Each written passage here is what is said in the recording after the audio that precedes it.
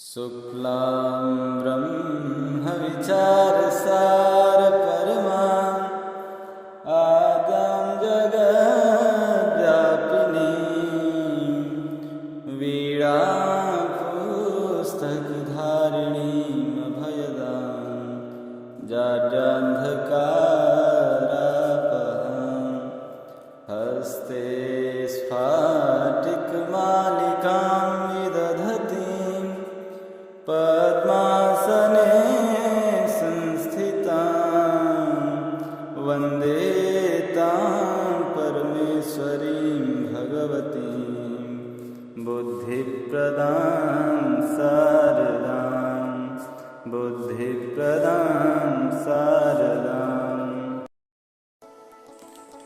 नमो नमः।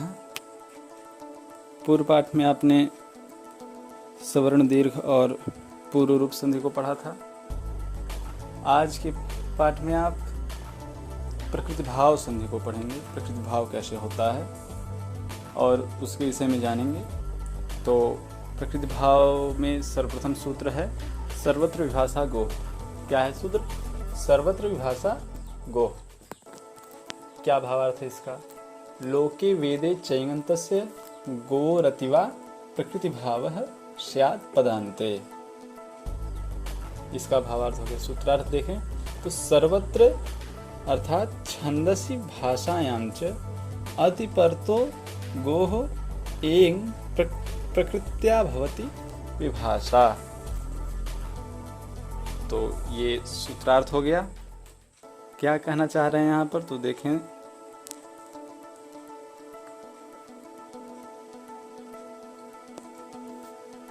लोके वेदे च, तो लौकिक और वैदिक यहाँ दोनों का बात कर रहा है। जैसे शब्द दो प्रकार के होते हैं, लौकिक और वैदिक। एक लोक में प्रयोग होने वाले, एक वेदों में जो प्रयुक्त हुए हैं ऐसे शब्द। तो यहाँ सर्वत्र विभाषा गोः सूत्र में सर्वत्र आया है। तो सर्वत्र से क्या तात्पर्य है? लौकिक और वैदिक अर्थात छंद में प्रयोग, छंदसी भाषायां च, छंद में प्रयोग किए जाने वाले शब्द और भाषा अर्थात व्यवहार में प्रयोग किए जाने वाले शब्द, दोनों की बात यहाँ कर रहा है। तो लौकिक और वैदिक प्रयोगों में दोनों की बात यहाँ कर रहा है। तो क्या होता है?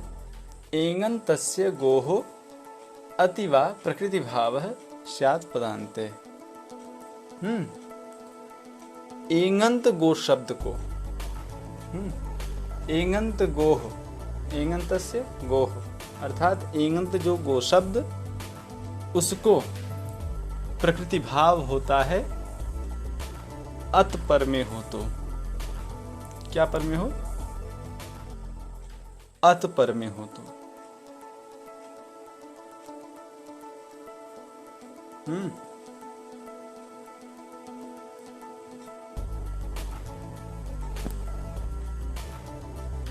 पदांत में हो। तो यहाँ कह दिया कि लोक और वेद में प्रयोग किए जाने वाले जो एगंत जो गो शब्द, ऐसा गो शब्द जो या तो लोक में प्रयुक्त हो या वेद में प्रयुक्त हो, किसी भी तरीके का गो शब्द। कैसा गो शब्द? तो एगंत गो शब्द, उसको प्रकृति भाव होता है अतपर में हो, विकल्प से पदांत में। यह सूत्र कह रहा है। कैसे इसको समझते हैं? तो आगे इसका प्रयोग बता रहे हैं। आगे इसका जो है प्रयोग में क्या लिख रहे हैं कि गो अग्रम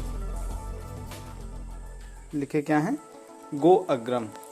इससे गो अग्रम में किस तरीके से वहाँ प्रकृति भाव होता है ये बताएंगे।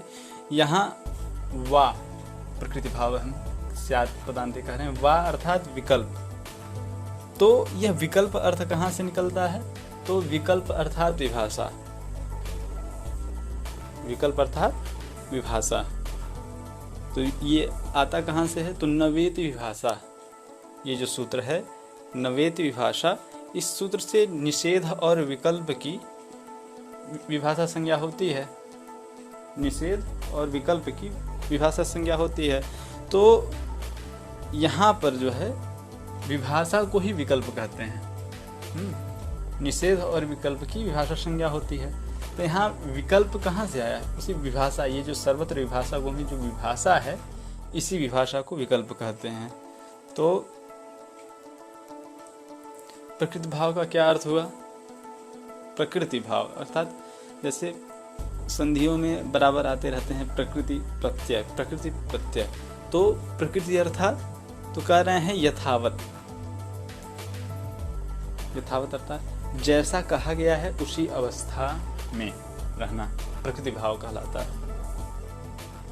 प्रकृति जैसी थी वैसी रहना, अर्थात कोई संधि न हो, वहाँ पर संधि होकर के कोई विकृत रूप न हो जाए, हाँ, कोई परिवर्तित न होना, हाँ, संधि विच्छेद के समय जो अवस्था है, संधि विच्छेद के समय जो अवस्था है उसी अवस्था में रहना, उसी ही प्रकृति, वही तो प्रकृति रूप अवस्था है, तो उसी मूल अवस्था में रहना, उसी को क्या कहते हैं? विभाषा, विभाषा में प्रकृति भाव कहते हैं उसको, तो उसे प्रकृति भाव कहते हैं, प्रकृति के ही अनुरूप रहना। तो आगे देखते हैं गो अग्रम को। तो यहाँ गो अग्रम ये अवस्था है, तो गो अग्रम में देखा जाए तो ग हलंत गकार है, ग और गकार उत्तरवर्ती ओकार, और उसके बाद अग्रम का आकार, फिर आगे ग्रम है। तो यहाँ संधि किन में प्राप्त है? ओकार और आकार में संधि यहाँ कर रहे हैं। तो ओकार और आकार में अगर संधि देखा जाए तो यहाँ क्या प्राप्त है? यहाँ पर एचो यवायावह ये जो सूत्र है, इसके द्वारा क्या प्राप्त है? अयादेश प्राप्त है। कैसे? एचो यवायावह ये सूत्र आप पूर्व में पढ़ चुके हैं। एचो यवायावह, यहाँ एच से पर में आकार हो तो एच के स्थान पे अय और आय ये आदेश होते हैं, तो यहाँ एचो यवायावह भी प्राप्त है। और यहाँ पर अभी आपने पूर्व पाठ में जो पढ़ा पूर्व रूप, यहाँ पूर्व रूप भी प्राप्त है। यहाँ क्या प्राप्त है? पूर्व रूप भी प्राप्त है। किसके द्वारा? एंगः पदांता दति, एंगः पदांता दति से पूर्व रूप भी प्राप्त है। इन दोनों को बांध लेगा कौन? सर्वत्र विभाषा गो, यह सूत्र बांध लेगा। तो सर्वत्र विभाषा गो यहाँ पर जब प्रवृत्त हुआ तो उसने कहा कि छंद हो चाहे भाषा हो, अर्थात लौकिक शब्द हो या वैदिक शब्द हो, प्रयोग चाहे कैसा भी हो, हाँ, अगर एंगंत गो शब्द से पर में, एंगंत कैसा गो शब्द? पदांत में स्थित जो एंगंत गो शब्द, उससे पर में अगर अत हो तो प्रकृति भाव हो जाता है। प्रकृति भाव मतलब जिस अवस्था में पढ़ा गया है संधि के पूर्व में ही उसी अवस्था में रह जाता है। वहाँ जो संधियाँ ये एचो यवायावह या एंगः पदांता दत्त सूत्र के द्वारा जो संधियाँ प्राप्त थीं, ये सारी संधियों का निषेध हो जाता है, अर्थात ये सारी संधियाँ नहीं होती हैं। जिस अवस्था में पढ़ा गया है उसी अवस्था में रह जाता है, तो प्रकृति भाव हो जाएगा। प्रकृति भाव जब हो जाएगा तो गो अग्रम था, गो अग्रम रह जाएगा, यहाँ कोई संधि नहीं होगी, तो सिद्ध हो गया गो अग्रम। क्या हो जाएगा? गो अग्रम। आगे यह जो सर्वत्र विभाषा गो सूत्र है, यह विभाषा कहा गया है। सर्वत्र विभाषा गो, विभाषा अर्थात विकल्प से होता है।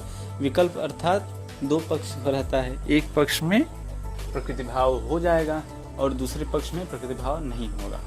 जब प्रकृति भाव नहीं होगा तब क्या हो जाएगा? जब प्रकृति भाव नहीं होगा तो गो अग्रम रहेगा। गो अग्रम में जब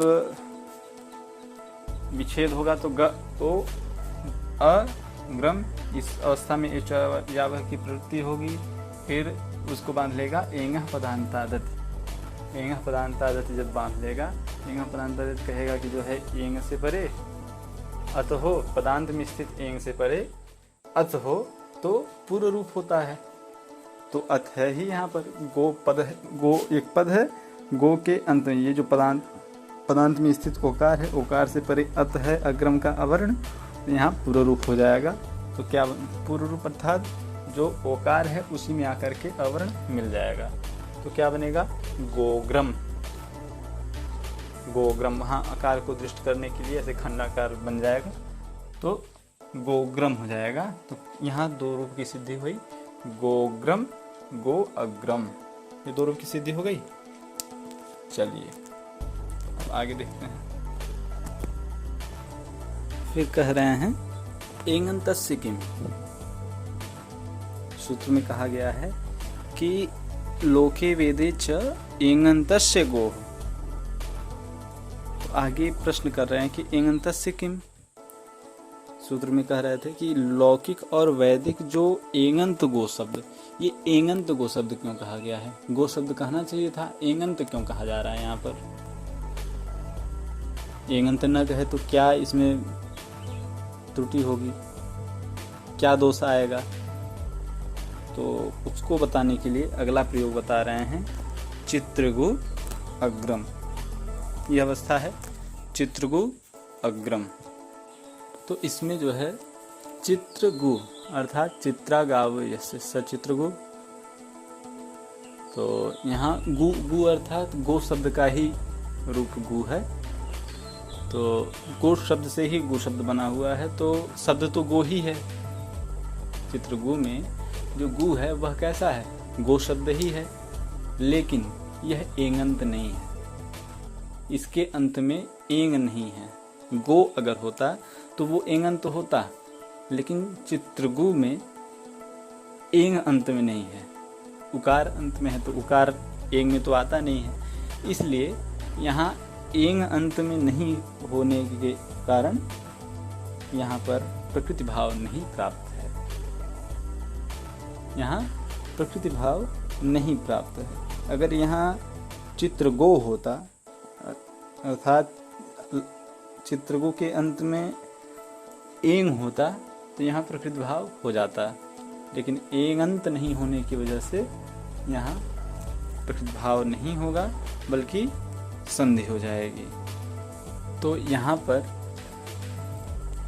चित्रगु में गकार उत्तरवर्ती उकार है और अग्रम का अकार है, तो उकार और अकार, उकार से परे अकार के रहते यहाँ पर इको यणचि से यण की अनुवृत्ति हुई, यण की प्रवृत्ति हुई यहाँ पर। तो अब देखिए यहाँ पर उकार इक में आता है और उससे पर में उपस्थित जो अकार है वह अच है ही, तो इक से परे अच है तो इक के स्थान पर यण हो जाता है। तो इक क्या है? उकार है, उकार के स्थान पर यण होना है, तो उकार का उच्चारण स्थान ओष्ठ है, तो ओष्ठ स्थानी ही कोई यण होगा, तो यण में अर्थात य व र ल इनमें केवल वकार का ओष्ठ स्थान है, वकार से दंतोष्ठम, तो ऊ के स्थान पर वकार आदेश हो जाएगा। तो क्या बनेगा? चित्र ग व अग्रम, अशीनम परिण संयोजन से मिला दीजिए, अस से हीन जो वर्ण है वो पर में जाके मिल जाएंगे, चित्र ग्वग्रम बन जाएगा, चित्र ग्वग्रम की सिद्धि हो गई। आगे अगला सूत्र कह रहे हैं अनेकाल सित सर्वस्य। नियम सूत्र है अनेकाल सित सर्वस्य। क्या कह रहा है? इति प्राप्ते। तो इसका भावार्थ क्या है, सूत्रार्थ क्या है? तो अनेकाल सिच आदेशो सर्वस्य स्थाने भवतः, ये इसका सूत्रार्थ हो गया। अर्थात अनेकाल जो आदेश होते हैं और जो सित आदेश होते हैं, यहाँ दो आदेशों की बात किया गया है। एक अनेकाल आदेश अर्थात अनेक वर्ण वाले आदेश, एक और अनेक, समझ रहे ना? तो अनेक वर्ण वाले आदेश और सित आदेश, यह सर्वस्य स्थाने भवतः अर्थात सर्वादेशः भवति। सब संपूर्ण के स्थान पर होते हैं, माने पूरे के स्थान पर हो, जिसे कहे जाते हैं उस पूरे के स्थान पर होते हैं। किसी एक वर्ण पर मतलब अलाश्रय विधि नहीं होते हैं, बल्कि सर्व के स्थान पर होते हैं। तो यह इस सूत्र का अर्थ है। अगला सूत्र कह रहे हैं, यह क्या कह रहा है? निदने कालपि अंत्यस्यैव स्यात्। यह पूर्व सूत्र है निच्च, और अनेकाल से सर्वस्य पर सूत्र है। अर्थात यहाँ पहले कह रहे हैं कि अनेकाल से सर्वस्य, इस सूत्र से क्या होता है कि अनेक अल वाले जो आदेश और जो सित आदेश होते हैं वो संपूर्ण के स्थान पे होते हैं। और निच्च सूत्र कहता है ऐसा अनेकाल आदेश जो नित्य हो। क्या चीज? ऐसा अनेकाल, जैसे पूर्व सूत्र में कहा ना, अनेक अल वाले आदेश और जो सित आदेश वह संपूर्ण के स्थान पे होते हैं, लेकिन ऐसा अनेकाल आदेश जो नित्य हो, वह अंत को ही होता है। ऐसा अनेकाल आदेश जो नित्य हो वह अंत के ही स्थान पर होता है, वह संपूर्ण के स्थान पर नहीं होता है। तो यह दो सूत्र आपको समझ में आया, अनेकाल से सर्वस्य और निच्च। आगे सूत्र कह रहे हैं अवंग स्फोटायन से। अभी ये जो पूर्व में आपने सूत्र पढ़ा अनेकाल से सर्वस्य और निच्च, ये दोनों घटाए जाएंगे, तब आपको पूरा समझ में आ जाएगा। अभी कुछ दिक्कत हो रही होगी, लेकिन अभी आपको समझ में आ जाएगा पूरी तरह से। तो अगला सूत्र कह रहे हैं अवंग स्फोटायन से। अवंग स्फोटायन से, तो यह सूत्र क्या कह रहा है? तो अवंग स्फोटायन से यह सूत्र कह रहा है, पदान्ते एङन्तस्य गोः अवंग वा अचि स्फोटायन आचार्य मते। अर्थात पदांत में स्थित एङन्त गो शब्द को अवंग आदेश होता है, अच पर में हो विकल्प से। स्फोटायन आचार्य के मत में, सूत्र में ही दिया गया है अवंग स्फोटायन से। अवंग होता है स्फोटायन आचार्य के मत में। स्फोटायन आचार्य कौन है? तो स्फोटायन आचार्य व्याकरण शास्त्र के प्रवर्तक माने जाते हैं। जैसे कई सारे व्याकरण, केवल हम तो वर्तमान में पाणिनि व्याकरण पढ़ते हैं, महर्षि पाणिनि द्वारा रचित जो व्याकरण शास्त्र है उसी को पढ़ते हैं, लेकिन केवल महर्षि पाणिनि के ही द्वारा नहीं व्याकरण शास्त्र की रचना हुई है। उनसे पहले भी कई सारे व्याकरण रहे हैं, ऐन्द्र व्याकरण, चांद्र व्याकरण, ऐन्द्रम चांद्रम का कृष्णम, इस तरह से वात्स्यायन हो गए, शाकटायन हो गए, शाकल्य हो गए, लोपा शाकल्य से वहाँ आता है। तो मतलब कई सारे ऋषियों ने व्याकरण शास्त्र का उपदेश दिया है, लेकिन उत्तर बलीय होने की वजह से पाणिनि उसमें सबसे अधिक महत्ववान माने जाते हैं। तो पाणिनि, जो महर्षि पाणिनि है, वह सभी ऋषियों के मत को लेकर के चलते हैं। तो यहाँ पर यह जो सूत्र लिखा गया, तो ये जहाँ पर उपयुक्त हुआ वहाँ पर अन्य ऋषियों का मत कुछ और था, और जो स्फोटायन ऋषि थे, स्फोटायन ऋषि का मत कुछ भिन्न था। तो उनके मत को यहाँ पर रख रहे हैं कि अवंग होता है स्फोटायन ऋषि के मत में, अर्थात अन्य ऋषियों के मत में अवंग नहीं होता है। स्फोटायन ऋषि के मत में यहाँ अवंग होता है। कहाँ पर होता है? पदांत में स्थित जो एङन्त गो शब्द, उसको अवंग होता है, अच पर में हो विकल्प से, स्फोटायन ऋषि के मत में। तो इसको घटाते हैं। तो इसको समझाने के लिए उदाहरण दे रहे हैं। उदाहरण के रूप में गो अग्रम, इसी पर घटा रहे हैं। गो अग्रम है, यह अवस्था है गो अग्रम। गो अग्रम में क्या है? ग ओ अग्रम, यही है। तो यहाँ गकारोत्तरवर्ती ओकार और अग्रम का जो अवर्ण है इनके बीच संधि होनी है। तो यहाँ पर सर्वप्रथम एचो यवायावह सूत्र के द्वारा क्या प्राप्त था? अवादेश प्राप्त था ओकार के स्थान पर। उसको बांध करके एंगह पदांतादति सूत्र के द्वारा क्या प्राप्त था? पूर्व रूप प्राप्त था। एंगह पदांतादति सूत्र के द्वारा पूर्व रूप प्राप्त था। पुनः उसको बांध करके अवंग स्फोटायन से यह सूत्र प्रयुक्त हुआ। यह सूत्र बोला कि जो है स्फोटायन ऋषि के मत में जो पदांत में स्थित एंगंत गो शब्द उसको अवंग आदेश होता है अच पर में हो तो विकल्प से। तो यहाँ पर एंगंत गो शब्द है, पदांत में स्थित एंगंत गो शब्द है, तो उसको क्या होवे? अवंग आदेश प्राप्त हुआ अच के परे रहते। तो अच पर में अग्रम का आकार है, तो यहाँ गो शब्द को अवंग आदेश प्राप्त हुआ। तो यहाँ प्रश्न यह उठता है कि क्या पूरे गो में कहाँ पर किसको जो है अवंग आदेश होवे? क्या पूरे गो शब्द को हो जाए या गो के किसी अवयव को अवंग आदेश होवे? यह प्रश्न उठा कि गो पूरे संपूर्ण गो के स्थान पे अवंग आदेश हो जावे या गो के किसी अवयव को। तो पीछे आपने सूत्र पढ़ा अनेकाल सित सर्वस्य। क्या पढ़ा आपने? अनेकाल सित सर्वस्य।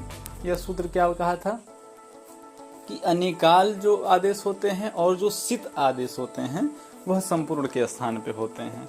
तो ये जो अवंग आदेश है यह कैसा आदेश है?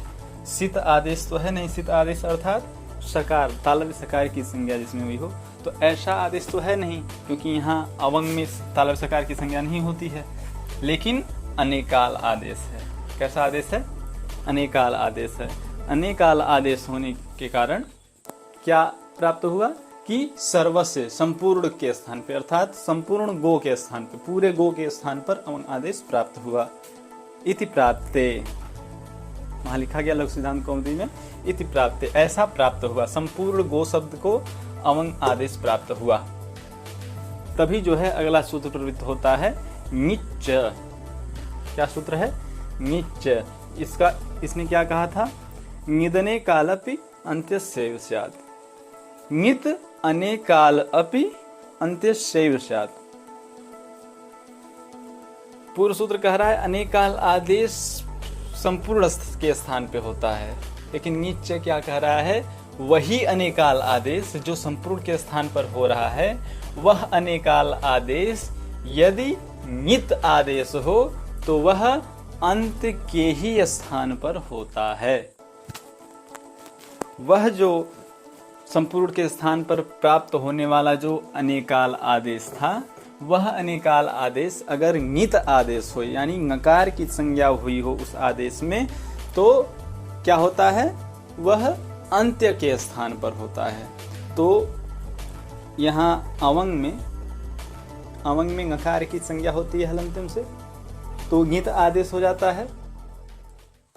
नित आदेश हुआ अवंग, तो नित आदेश होने के कारण जो अवंग होगा वह अंत्य के स्थान पे होगा। अंत्य के स्थान पे अर्थात गकार उत्तरवर्ती जो ओकार है उस ओकार के स्थान पर अवंग आदेश होगा।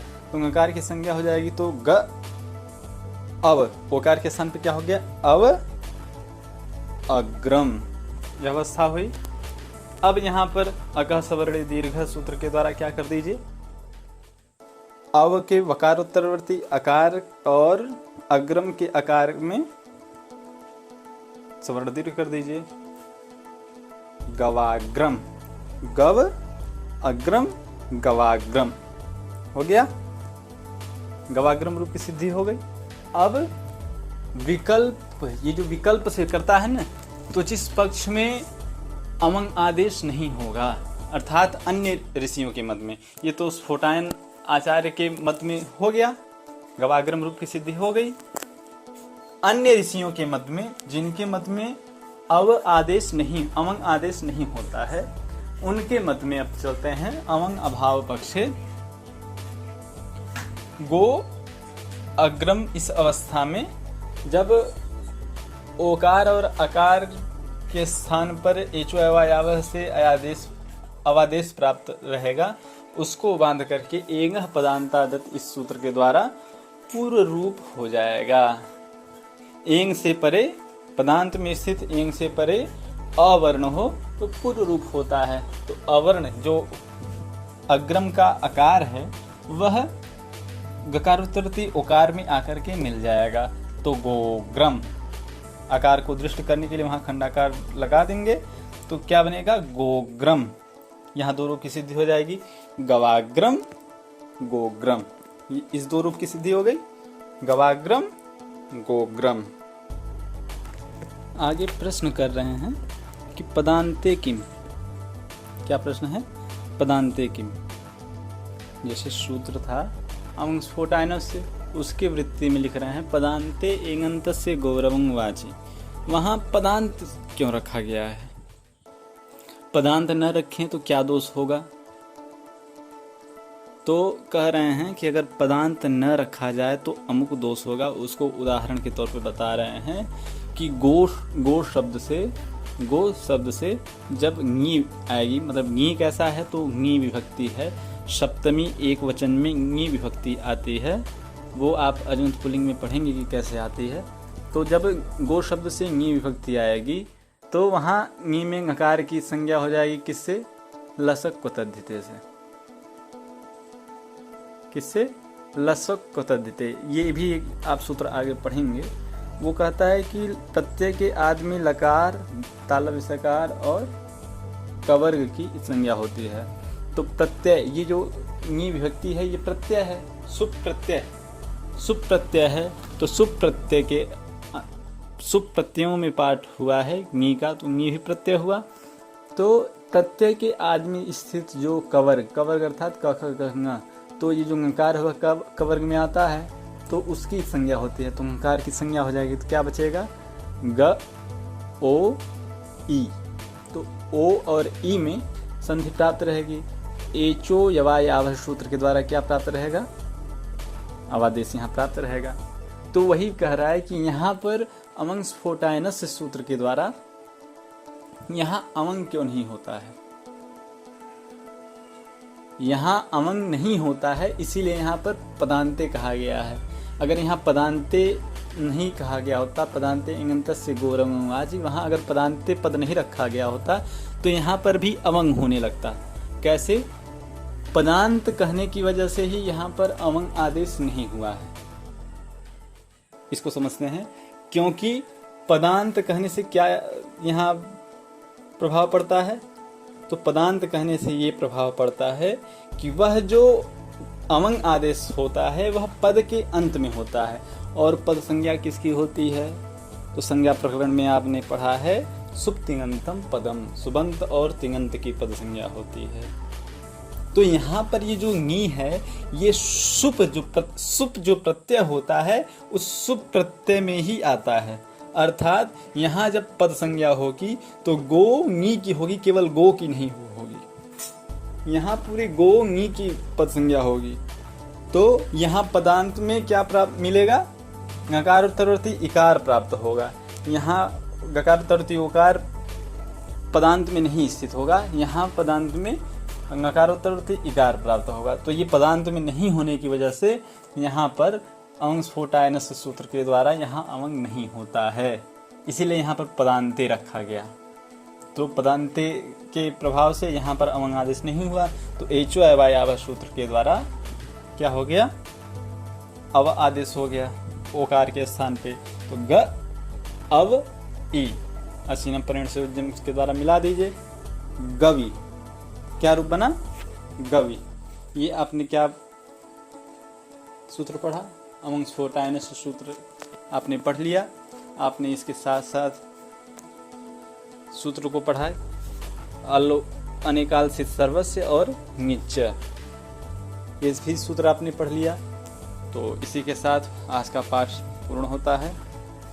तब तक के लिए नमो नमः। कृपया इस संस्कृत चैनल को सब्सक्राइब करें। और इसे ज़्यादा से ज़्यादा प्यार